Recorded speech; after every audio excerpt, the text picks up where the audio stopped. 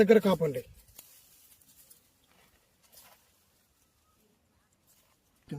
Okay, అదండి ఏ చెట్టు చూసుకున్నా ఇలాగే ఉంటుందండి కాపు. చూస్తున్నారు కదా, మ్యాక్స్ సీడ్స్ వారి తేజ రకం వైశాలి అండి. వరుసగా చెట్లు లేపుకుంటూ వస్తున్నానండి. ఎక్కడ కూడా మీకు వేరే చెట్టుకి వెళ్ళట్లేదు, నేను వేరే సాలకు కూడా వెళ్ళట్లేదు. ఒకటే సాగులోనే అంతా చూపిస్తున్నానండి మీకు.